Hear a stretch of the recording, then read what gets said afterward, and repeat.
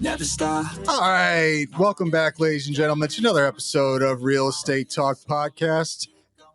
I'm your host, Rob Keilman, and with me is my co-host, Joshua Britt. All right. Let's get into it. We're going to be talking to Better.com, Mr. Edward Asher from Better.com. Stay with it as we get into it.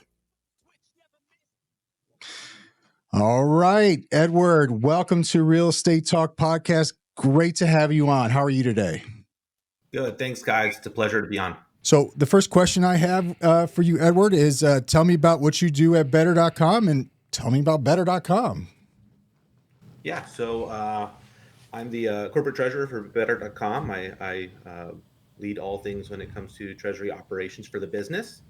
And for those of you that don't know Better.com, we're a leading digital native homeownership company, right? We're an originator, and we really are about making the process easy for the customer.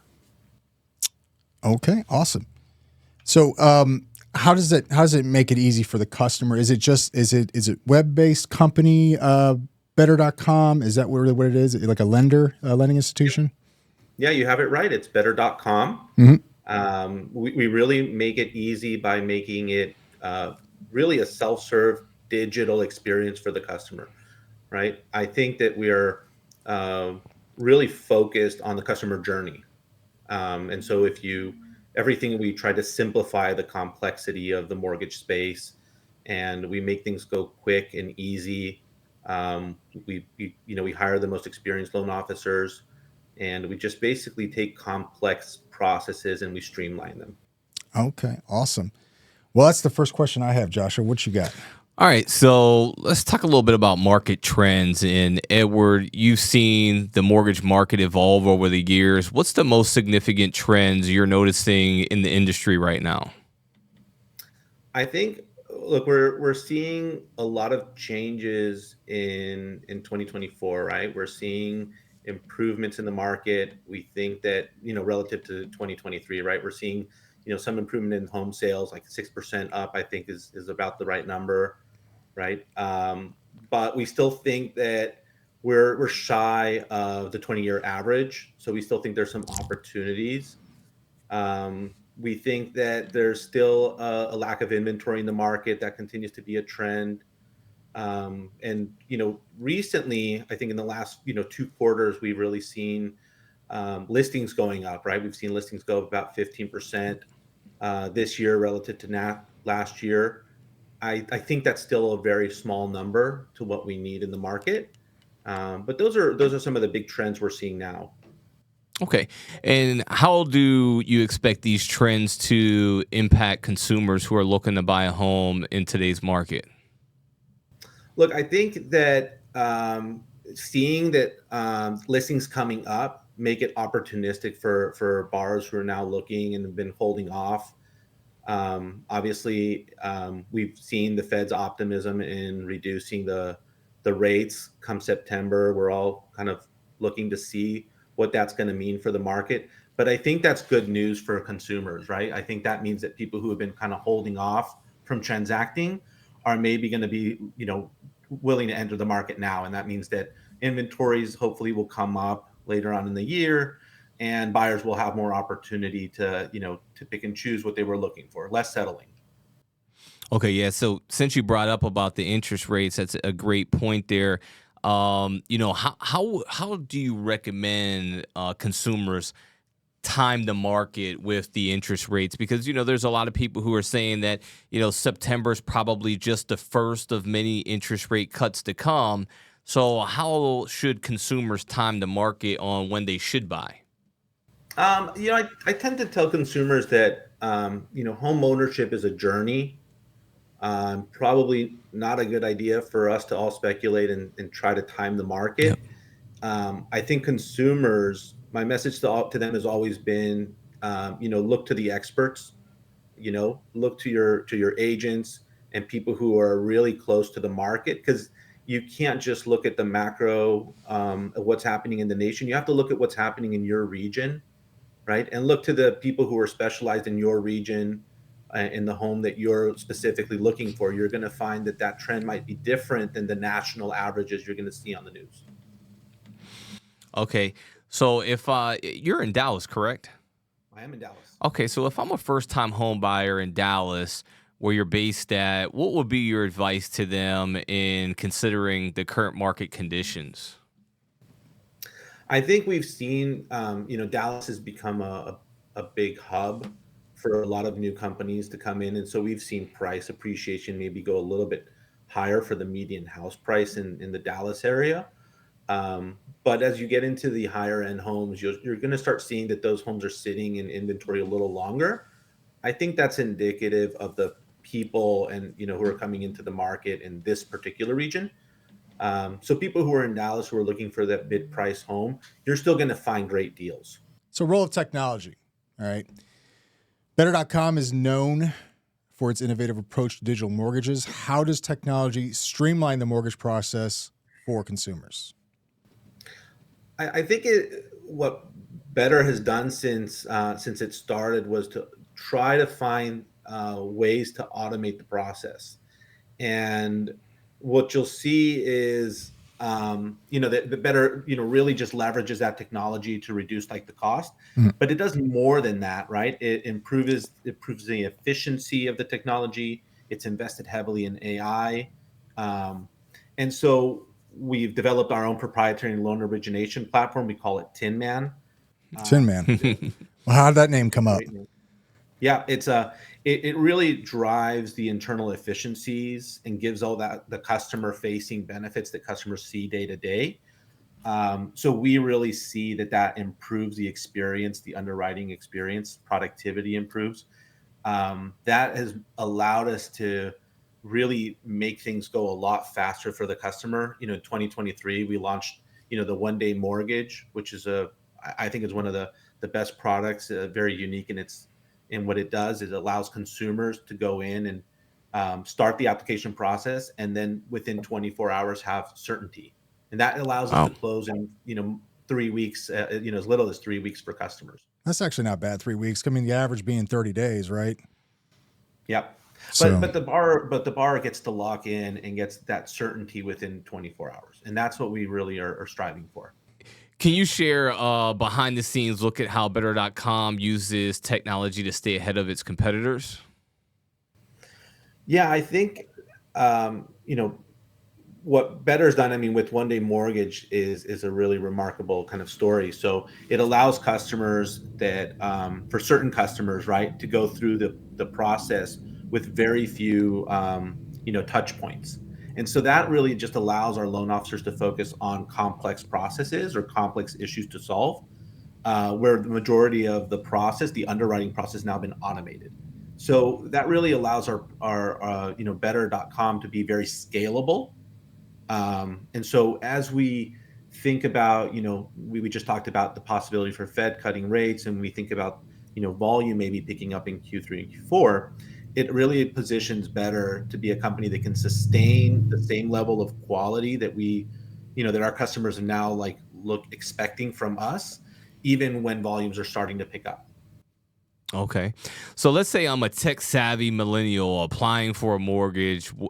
How would Better.com's platform enhance my experience compared to the traditional methods of getting a loan? Well, I think, for that millennial, right, who, likes to self-serve and, might be sitting at home, after hours at 8 o'clock and wants to be able to go and, grab their mobile device or go on their computer and go through the process. I think Better is going to be a great experience for them. Everything is easy to understand. It's self-serve. The process is working in the background, even though, even though maybe the office hours are closed. And so I think for that millennial who's tech savvy, who likes that digital experience, they're going to have a really good experience with Better. Okay. So what are the biggest challenges the mortgage industry faces today, and how is Better.com addressing them? I think the most recent big challenge has obviously been the fluctuations in interest rate, right? I think that's been a challenge. I think affordability continues to be a big trend and a challenge in our space. I think inventory levels being low make that make that situation a little worse. So I think those are big challenges that we're, preparing ourselves to address. Okay, given your background on consulting and anti-money laundering, what role does regulatory compliance play in these challenges? Look, I think the regulatory environment has gotten um, a little bit.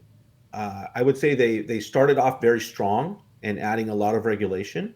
I think that regulation is now had version 2, version 3, version 4, and now it's in a place where it really helps consumers, not without some cost to the entire system, but it really helps consumers understand what they're getting themselves into. It helps originators understand what the consumers are also expecting to see. It really allows consumers to be able to shop and compare. And I think those are all good things.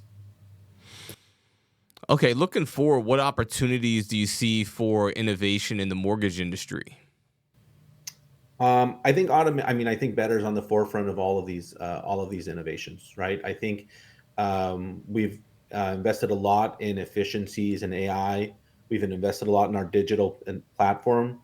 I think there's a lot more opportunity in that space. I think that that's what makes Better.com such a great company, is that we think about not just the opportunity for the customer, but the digital space.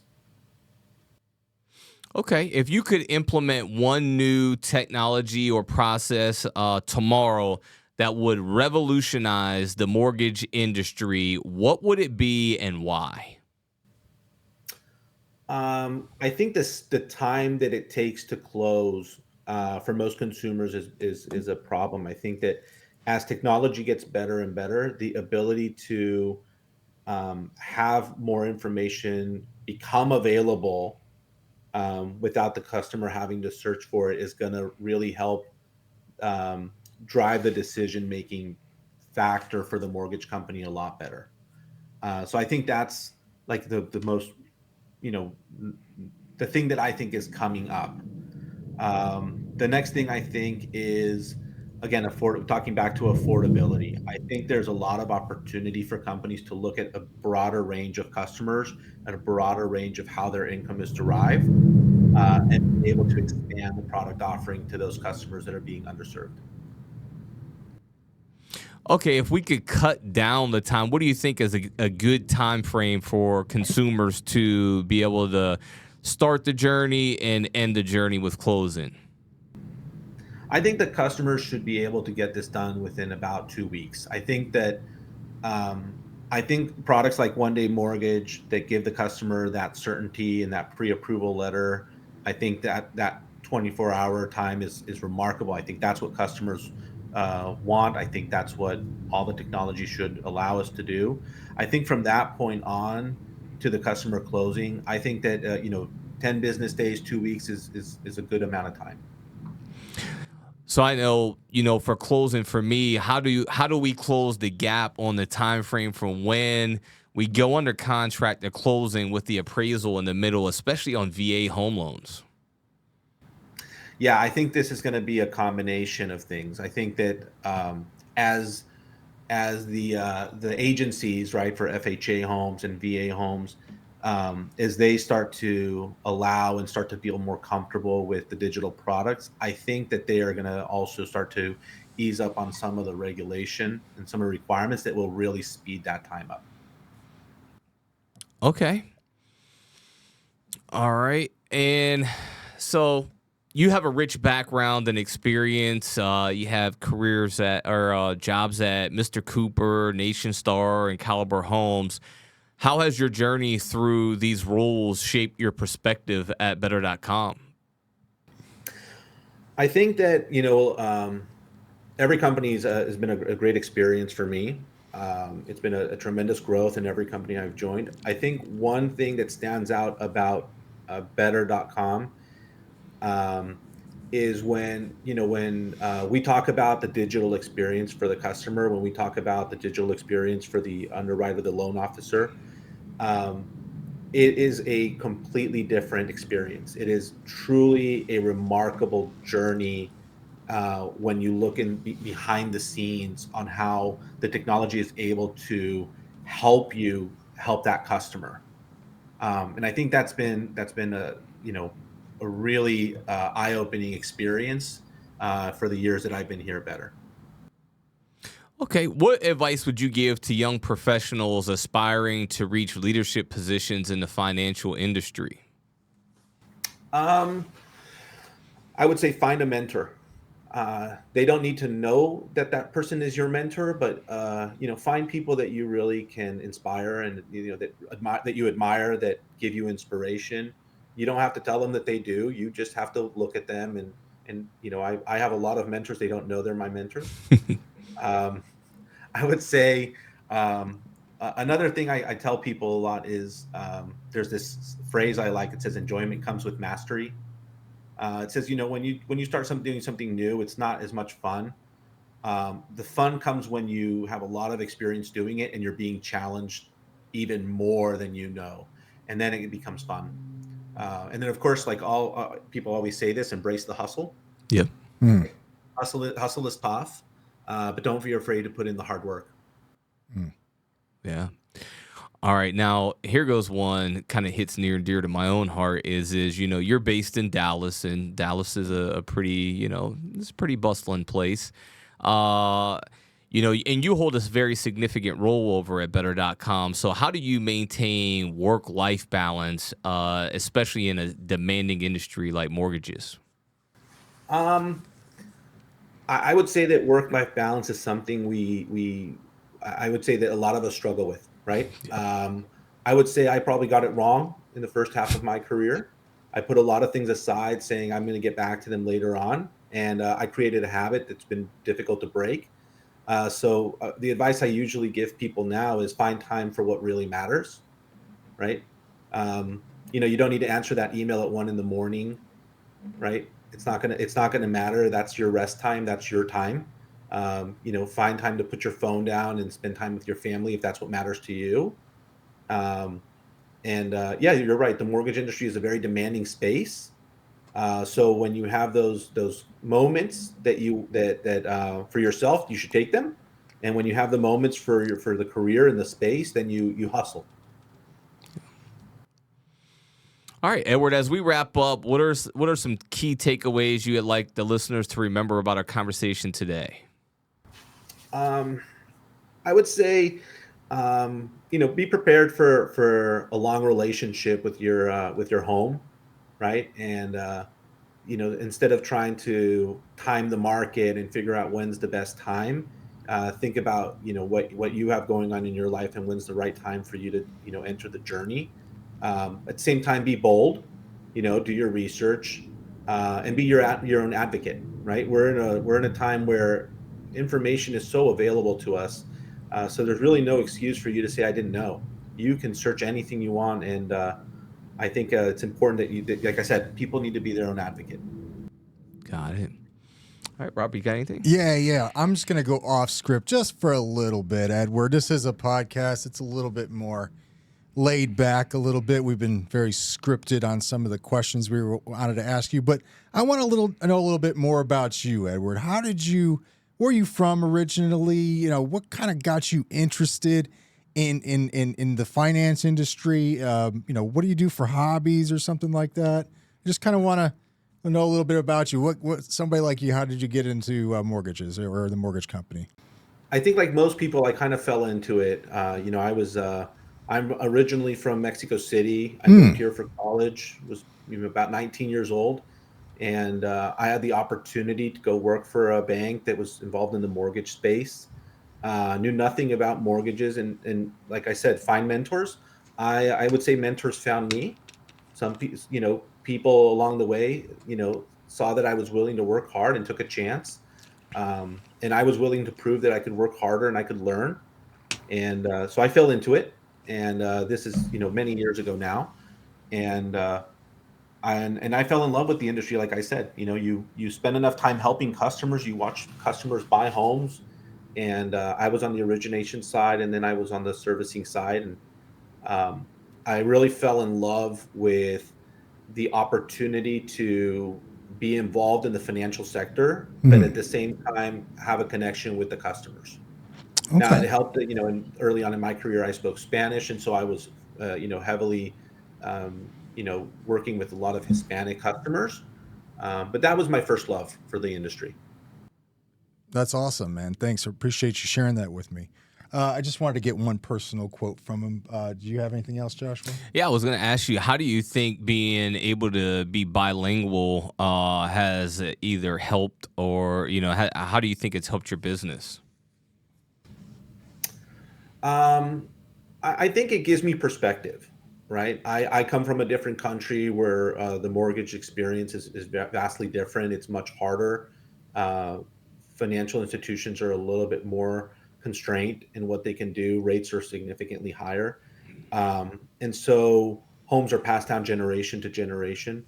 So I think that coming from a different country and having the opportunity to speak to people from different countries, it's given me perspective about what an incredible opportunity we have in this country, right? Um, and there's so many experts in the space who've dedicated their lives to this, and I think it's just a tremendous value to the consumer. And I think sometimes we lose that perspective of how great of a country we have and what a great financial system we have. That's it. That's what I got, man. All right. Got something else? No, That's it? that's it. Oh, okay. Awesome, Edward. Thanks so much for talking with us today and taking that time out of your schedule.